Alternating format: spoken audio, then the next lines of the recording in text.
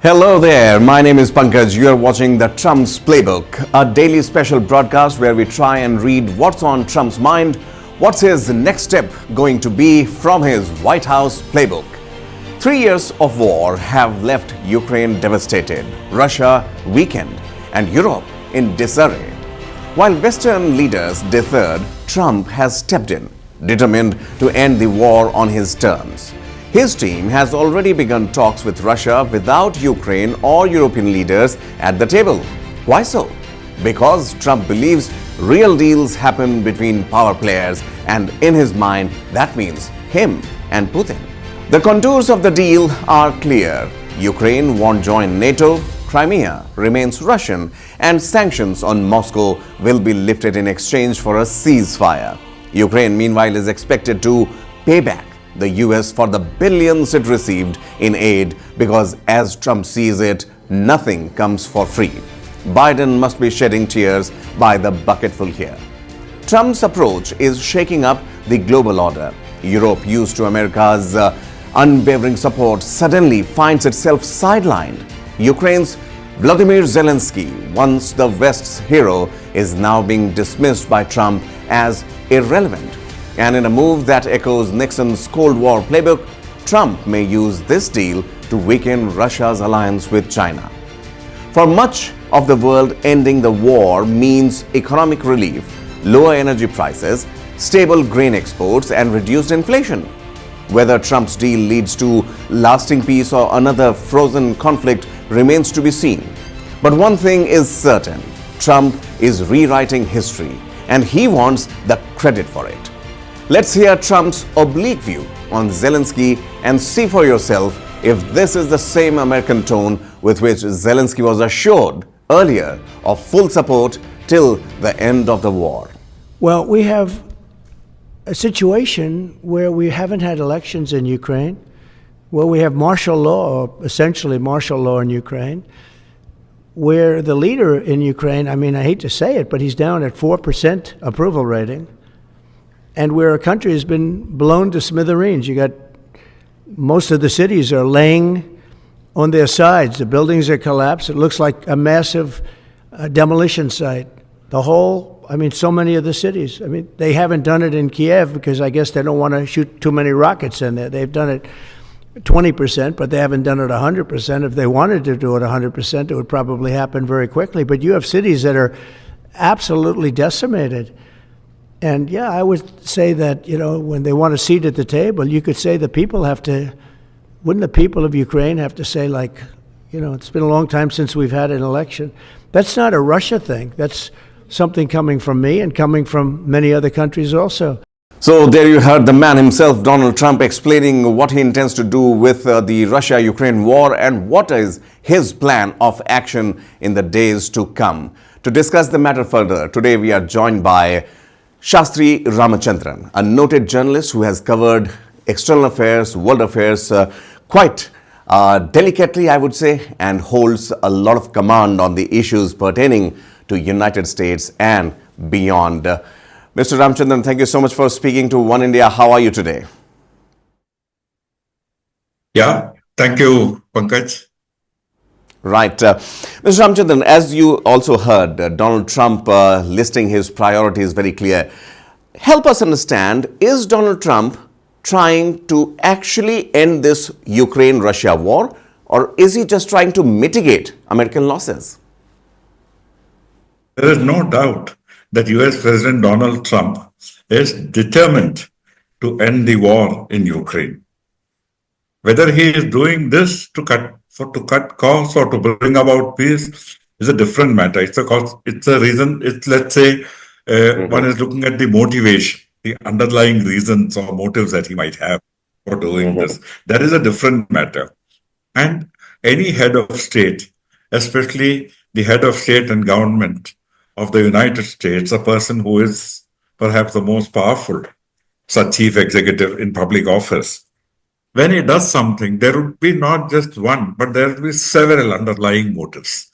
What we can look at this stage is whether his intent to achieve peace will be achieved or not. What stands in the way or who stands in the way? And secondly, we can also discuss his reasons, what impulses may be driving him to do Mhm. this. It doesn't matter whether he is doing it to leave behind a legacy of peace, whether he is doing it to cut US expenses, pull back US troops, recover US investment. That's an entirely Mhm. different thing, or get reconstruction contracts, all of which is true. Right. But I, I think first and foremost, we can agree on the fact that Mhm. he is pursuing peace to He is end the pursuing war. peace. Okay, okay, sir. He is pursuing peace, but is he also playing into the hands of Vladimir Putin, the bigger picture that benefits Russia, or is there some bigger geopolitical plan that Donald Trump has in his playbook? In this case, Mhm. I differ from the dominant narrative, which has been pervaded and has swamped the media, driven by Western interests and Mhm. a Cold War. I think when we look at the Ukraine war, and it began under Biden, Mhm. President Biden is a well known Cold Warrior. He has been a spearhead of US Cold War for more than 50 years in diverse public offices. And if there Mhm. is one thing Joe Biden was good at, it was at being a Cold War exponent. Now, all even those who feel that the US needed to confront Russia Mhm. were agreed that this was not the way to confront Russia and its president Vladimir Putin. Why? Because everybody has agreed, including the Pope and Mhm. others who initially met Putin, that the war was provoked by Ukraine, which was basically just a cat's paw for the United States. Actually, it is a Absolutely. US Russia war which is Mhm. being waged in Ukraine. Many of the logistics, 70% of the funds and weapons have come from the US, and Mhm. European countries have put in huge amounts of weapons there. There are also personnel from several Western countries, and Right. besides, in various guise, not their Mhm. real identity, generals, military experts, logistics people, and so on. Mhm. Many of the military actions of Ukraine could not have been executed without Western cooperation, support, and logistical input. Now, given Right. all, even people like Henry Kissinger, who later changed his view only after this war began, was a strong proponent of the theory that NATO should not push eastwards first. Second, Mhm. a more important thing he said was that Russia is a very young democracy. It needs to be given time to become a mature democracy, and pushing NATO east will not achieve. So, it is in seeking to push the boundaries of NATO Right. to the boundaries of Ukraine, and Kiev is only 300 kilometers miles from Moscow, Right. is the problem. Is the question. So, you mentioned it correctly. NATO, the war hawk Republicans, how is Donald Trump going to convince them? They are also involved neck deep. Well, well, it is the United States that is involved in this. There is no doubt. It's not just Republicans or so on. But Mm. the Republicans have not redeemed themselves in any way in the cause of peace. Mhm. They have been involved not only in Ukraine, they also presided over the genocide in Palestine. Sorry, when I mentioned that 70% of the funds and weapons going into the war, I meant Israel's war in Palestine. That was not for the US Mhm. supported war of Ukraine against Russia. So I would Okay. correct myself on that by as I have said now.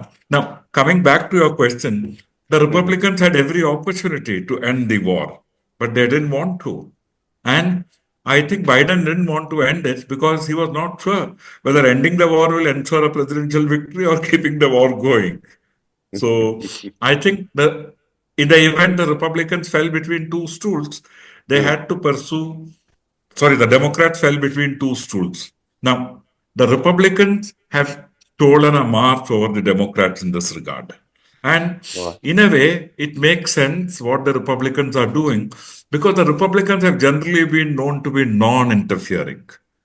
Okay. They Okay. don't care whether Okay, okay, fair enough, fair enough. I mean, they might be fishing from a distance. I mean, that's up to them. The bottom line, sir, the final question here. what happens to Zelensky? Where does this Donald Trump's grand plan from his playbook leave Zelensky and his country, Ukraine? Good question. Zelensky is irrelevant. He's only a mascot for the US-led war, US-led and US-supported war in the Ukraine. As president, he was already falling. His popularity ratings were low, and he probably welcomed the opportunity of a war because it would allow him to continue in office. And for a while, he could strut about the world stage with a sense of exaggerated self-importance, telling everybody what they should do, telling the US what it should do, telling Europe what it should do, calling out Right. India, saying what China. And he assumed that he was a world statesman who had to dictate to every country what should be done. So, forgetting that he was a puppet and purely a front for the war by the West against Russia. So now Zelensky knows that he is being reduced to a zero. He is a cipher. He is of no consequence, and he has been sidelined.